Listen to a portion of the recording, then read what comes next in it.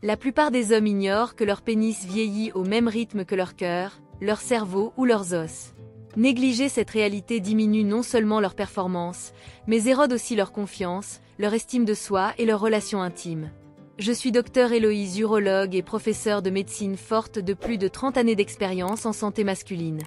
Je me spécialise dans l'accompagnement des hommes matures pour préserver non seulement leur fonction sexuelle, mais également leur identité profonde. Et si je vous révélais que la cause principale des troubles érectiles après 60 ans n'a aucun lien avec l'âge lui-même ? Qu'un simple rituel quotidien, sans aucun médicament, pourrait transformer votre situation ? Dans cette présentation, je vais partager 4 méthodes essentielles pour prendre soin de votre santé intime, toutes appuyées par la recherche scientifique et spécialement adaptées aux hommes de plus de 60 ans. Il ne s'agit pas d'astuces miraculeuses, mais de stratégies concrètes et éprouvées qui peuvent préserver votre santé et votre qualité de vie. Ne manquez surtout pas le conseil supplémentaire que je révélerai, une habitude que peu de médecins mentionnent, mais qui pourrait vous épargner l'une des affections péniennes les plus douloureuses observées chez les hommes âgés. Première stratégie, maintenir une activité sexuelle, même sans partenaire. Lorsque je reçois des hommes de 60 ans et plus en consultation, l'une des idées reçues les plus répandues que j'entends est celle-ci: je suppose que ma vie sexuelle appartient au passé. Beaucoup ont silencieusement accepté que la fonction sexuelle décline inévitablement avec l'âge, sans possibilité d'intervention. Permettez-moi de vous dire quelque chose d'important. Cette croyance est non seulement erronée, mais elle peut devenir la cause principale de la détérioration de vos capacités. Votre pénis, comme vos muscles, votre cœur ou votre cerveau, a besoin d'être sollicité pour conserver sa santé. Lorsqu'il reste inactif pendant de longues périodes, la circulation sanguine diminue, l'élasticité des tissus s'affaiblit et une atrophie peut progressivement s'installer. Ce n'est pas de l'alarmisme, c'est de la physiologie pure. Le terme médical que nous utilisons est atrophie pénienne par désuétude, et c'est beaucoup plus fréquent que la plupart des hommes ne l'imaginent. La bonne nouvelle, c'est entièrement évitable. L'activité sexuelle, incluant la masturbation, ne concerne pas uniquement le plaisir. C'est une question de préservation. En maintenant une circulation sanguine régulière dans cette zone, vous préservez la santé des tissus, leur oxygénation et leur fonctionnalité. Des études publiées dans le Journal of Sexual Medicine ont d'ailleurs confirmé que les hommes sexuellement actifs après 65 ans conservent une meilleure fonction érectile que ceux qui cessent toute activité. C'est comparable à l'étirement d'un muscle pour éviter qu'il ne se raidisse avec le temps. Si les rapports ou la stimulation personnelle ne sont pas possibles ou confortables pour le moment, ce n'est pas un problème. Il existe d'autres options: dispositifs d'érection sous vide approuvés médicalement, exercices de renforcement du plancher pelvien qui favorisent la circulation et les performances. L'essentiel est de ne pas rester dans l'inactivité totale. Au-delà des bénéfices physiques, il y a une dimension tout aussi cruciale: la préservation de votre dignité et de votre identité. Pour beaucoup d'hommes, la vitalité sexuelle est intimement liée à leur perception d'eux-mêmes. Quand cette vitalité s'estompe, la confiance tend à disparaître avec elle. Deuxième stratégie, maintenir une hygiène adaptée à l'âge. Cela peut paraître évident, mais après 3 décennies à traiter des patients dans mon cabinet, je peux vous assurer que l'hygiène pénienne appropriée figure parmi les aspects les plus négligés des soins personnels, particulièrement avec l'avancement en âge. J'ai vu trop d'hommes consulter pour des infections, des irritations ou des affections plus graves, simplement parce que personne ne leur avait enseigné les bonnes pratiques d'hygiène adaptées à leur âge.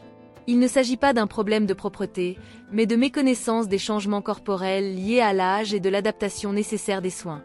En vieillissant, notre peau devient plus sensible, notre système immunitaire ralentit et notre corps met plus de temps à combattre les bactéries ou à guérir les irritations. Cela signifie qu'une routine d'hygiène suffisante à 30 ou 40 ans ne l'est plus forcément. Pour les hommes non circoncis, cette vigilance devient encore plus cruciale. Les bactéries, la transpiration et les cellules mortes peuvent s'accumuler sous le prépuce, provoquant des infections comme la balanite ou des conditions qui augmentent le risque de cancer du pénis. Et oui, ce cancer existe et n'est pas si rare. Des études épidémiologiques montrent que les pays avec une hygiène génitale insuffisante présentent des taux significativement plus élevés de cette pathologie. La solution reste simple: lavez délicatement avec de l'eau tiède et un savon doux non parfumé. Rien d'agressif. Rétractez le prépuce, rincez soigneusement et, surtout, séchez parfaitement. L'humidité constitue un terrain favorable pour les bactéries, particulièrement dans les replis cutanés. Nettoyez-vous systématiquement après toute activité sexuelle. Les sécrétions vaginales, les lubrifiants ou même la transpiration naturelle peuvent perturber l'équilibre des bonnes bactéries de la peau. Cette habitude quotidienne d'une minute pourrait vous épargner des infections douloureuses, des odeurs désagréables ou quelque chose de bien plus grave. Troisième stratégie, évitez l'activité sexuelle avec une érection incomplète. Voici quelque chose qui pourrait vous surprendre, mais que j'observe trop fréquemment en consultation. Des hommes qui se blessent inconsciemment pendant l'intimité simplement parce qu'ils ignorent les risques d'avoir des rapports avant l'érection complète. Tenter la pénétration avec un pénis semi-érect peut causer des dommages qui s'accumulent progressivement, avec des conséquences parfois graves. Soyons clairs, votre pénis n'est pas un simple tube de peau.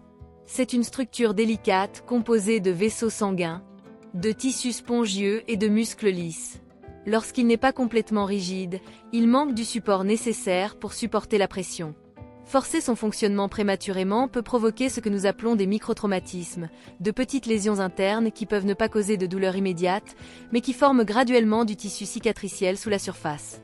Avec le temps, cette cicatrisation peut durcir et tirer sur les tissus environnants, provoquant la maladie de la péronie. Cette condition entraîne une courbure douloureuse du pénis, parfois si sévère qu'elle rend les rapports difficiles, voire impossibles. Des études publiées dans l'International Journal of Impotence Research montrent que jusqu'à 9% des hommes développent cette condition, souvent suite à des microtraumatismes répétés. La patience représente votre meilleure protection. Attendre une érection complète avant tout rapport n'est pas seulement plus sûr, c'est plus intelligent. Utilisez des lubrifiants pour réduire les frictions, prenez le temps nécessaire pour les préliminaires. Si vous utilisez des médicaments ou des aides à l'érection, laissez-les agir complètement avant de poursuivre. Quatrième stratégie, privilégiez le mode de vie aux pilules. S'il y a une vérité que j'ai apprise après des décennies à traiter des hommes de plus de 60 ans, c'est celle-ci. Votre mode de vie se reflète davantage dans votre santé sexuelle que n'importe quelle prescription médicale. Beaucoup de mes patients arrivent en espérant une solution miracle, une pilule magique pour retrouver ce qu'ils estiment avoir perdu.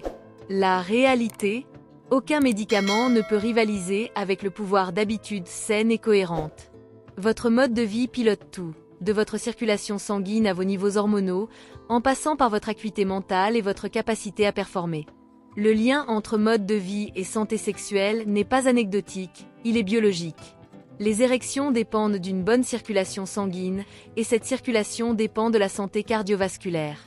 Lorsque vous fumez, buvez excessivement ou adoptez une alimentation déséquilibrée, vous endommagez vos vaisseaux sanguins et limitez l'irrigation des parties vitales de votre corps, pénis inclus. La dysfonction érectile constitue souvent l'un des premiers signaux d'alarme d'une maladie cardiaque. C'est la façon dont votre corps vous avertit qu'un problème plus profond pourrait se développer. L'étude de Framingham a d'ailleurs démontré que les hommes souffrant de dysfonction érectile présentent un risque cardiovasculaire significativement plus élevé. Mais voici l'excellente nouvelle. Chaque décision saine que vous prenez aujourd'hui a un effet immédiat et durable. En arrêtant de fumer, votre circulation s'améliore en quelques jours. En réduisant votre consommation d'alcool, votre testostérone peut commencer à se rééquilibrer.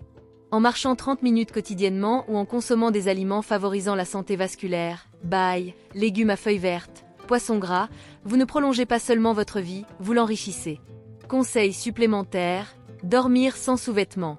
Voici quelque chose d'inattendu mais étonnamment puissant, ce que vous portez, ou ne portez pas, pour dormir. Cela peut sembler insignifiant, presque trop simple pour avoir de l'importance. Mais j'ai appris que ce sont souvent les habitudes les plus discrètes qui ont l'impact le plus surprenant. Pendant le sommeil, votre corps entre dans un état naturel de réparation et de régulation.